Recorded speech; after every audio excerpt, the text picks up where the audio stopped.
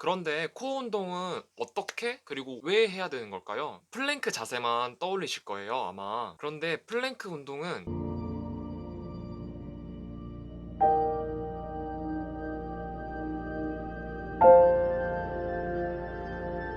안녕하세요. 아리엘 테라피입니다. 여러분, 코어 운동이 중요하다는 말은 많이 들어보셨죠? 그런데 코어 운동은 어떻게 그리고 왜 해야 되는 걸까요? 단순히 코어 운동이라고 하면은 플랭크 자세만 떠올리실 거예요, 아마. 그런데 플랭크 운동은 제대로 코어가 활성화되지 않은 상태에서 하면은 큰 도움이 되지 않는다는 사실 알고 계셨나요? 그래서 오늘 코어의 중요성과 어떻게 운동을 해야 하는지 정확하게 한번 알아보겠습니다. 구독과 좋아요. 우리 몸에는 우리의 의지대로 움직일 수 없는 게 하나 있는데요. 그게 뭘까요? 바로 내장입니다. 몸속 내장은 우리가 원하는 대로 움직이거나 활동하게 만들 수가 없죠. 그런데 이 내장을 움직일 수 있는 단 한 가지 방법이 있습니다. 바로 호흡입니다. 더 정확하게 말하면 복식 호흡이죠. 호흡에는 총 세 가지가 있습니다. 배로 쉬는 배숨, 그리고 가슴으로 쉬는 가슴숨, 목으로 쉬는 목숨이 있습니다. 배숨은 단전호흡, 복식호흡 동일한 말이고요. 복식호흡은 우리가 배로 숨을 쉬기 때문에 코어 힘을 사용하게 되고, 호흡을 할수록 코어 힘이 강해져서 우리가 균형을 잃지 않고 똑바로 이렇게 서 있을 수 있게 되는 거죠. 그리고 코어가 강해지면 내장에 가해지는 부의 압력이 올라가서 내장이 제 위치에서 제 능력을 할 수 있도록 도와줄 수 있어요. 이 사진에서 보는 것처럼 부의 압력이 낮으면은 내장이 앞으로 이렇게 쏟아져 나올 듯이 앞으로 밀려 있어서 배가 나와 보이고, 이게 바로 우리가 아는 똥배입니다. 막 태어난 신생아들이 숨을 쉬는 모습을 보면 배를 볼록볼록 움직이면서 숨을 쉬는 모습을 볼 수 있는데요. 본능적으로 신생아들도 일어나고 걷기 위해서 복식호흡을 해서 코어를 단련시키는 것입니다. 반면에 가슴 호흡과 목 호흡은 호흡이 짧고 빠르기 때문에 숨을 쉽게 쉴 수 있는 장점이 있기 때문에 격한 운동을 하거나 긴장이 계속 지속되는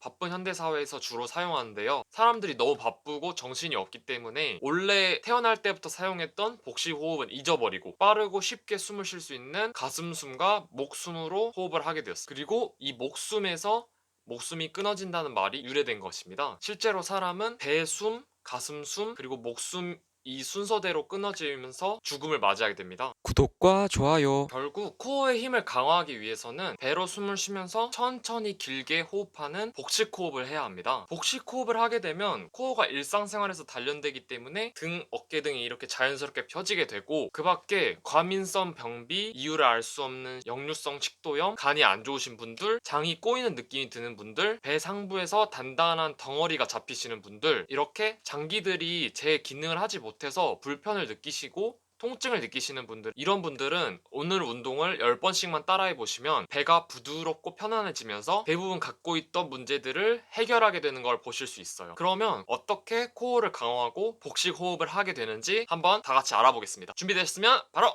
가시죠! 구독과 좋아요. 통증을 없애는 것이 목적이신 분들은 기본 운동 3가지만 해주셔도 좋고, 통증은 없지만 코어 능력을 강화시키는 것이 목적이신 분들은 기본 운동 3가지와 강화 운동 3가지를 순서대로 해주시면 좋습니다.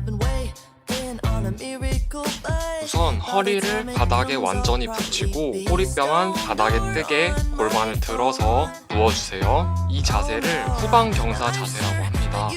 그리고 어깨와 손바닥도 바닥에 완전히 붙도록 만들어주시고, 두 무릎은 살짝 떨어진 상태로 90도로 구부려주시면 됩니다. 이제 복식 호흡을 할 텐데, 들이쉴 때는 코로 들이쉬고 내쉴 때는 입으로 후 내쉬겠습니다. 코로 최대한 숨을 들이마시면서 배를 최대한 볼록하게 내밀어주세요. 그리고 입으로 숨을 끝까지 내쉬면서 배를 홀쭉하게 만들어주시고, 마지막에는 쥐어짜는 느낌이 들도록 최대한 숨을 내쉬어주세요. 이렇게 들이쉬었다 내쉬었다를 하면 한 번입니다. 이렇게 총 10번을 하겠습니다. 배를 움직이는 것을 의식하면서 배를 최대한 내밀었다가 집어넣었다가 해주시면 됩니다. 복식 호흡을 오랜만에 하시는 분들은 조금 어색해서 어렵게 느끼실 수도 있지만 계속 하다 보면은 금방 감을 잡으실 수 있을 거예요. 두 번째는 아기 자세입니다. 1번 자세로 누워있는 상태에서 다리를 공중에 들고 90도로 만들어주세요. 이때 두 무릎과 두 발목은 서로 붙여주시면 됩니다. 마치 갓난아기가 누워있는 것과 비슷한 자세라고 생각하시면 됩니다. 어깨와 손은 그대로 바닥에 붙여주신 것을 유지하면서 1번처럼 복식 호흡을 10번 하겠습니다. 배가 아마 첫 번째 동작보다 더 많이 당기실 거예요. 그러면 아주 잘하고 계십니다.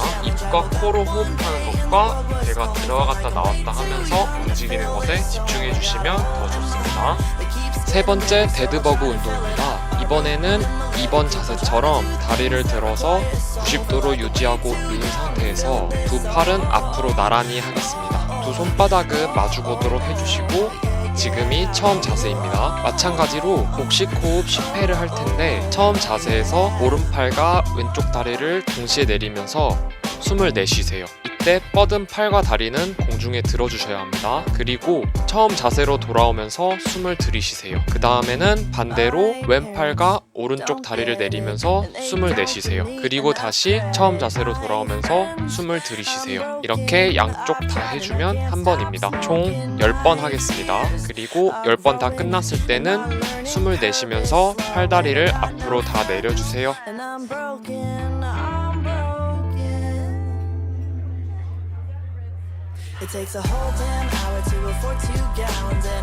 이렇게 세 가지 기본 운동을 해보았는데요. 이번에는 복식 호흡 강화 운동입니다. 첫 번째는 다리 들어 올리고 숨쉬기.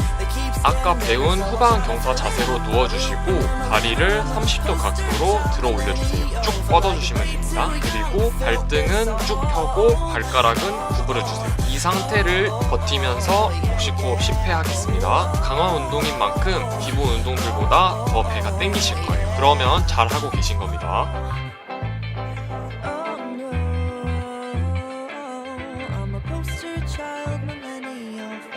두 번째는 발끝, 손끝 닫기 운동입니다. 1번 운동처럼 다리를 들어준 상태를 유지하면서 마찬가지로 발등은 쭉 펴고 발가락은 구부려 주시고요. 그 다음에 팔을 앞으로 나란히 하고 손끝이 발에 닿을 것처럼 어깨뼈를 바닥에서 떨어지도록 들어주시면서 숨을 후 내쉬어주세요. 올라갈 때는 숨을 후 내셨다면 상체가 내려올 때는 숨을 다시 들이쉬어주시면 됩니다. 이렇게 후 내쉬면서 올라갔다가 들이쉬면서 내려오면 한 번입니다. 이렇게 총 10회 하겠습니다.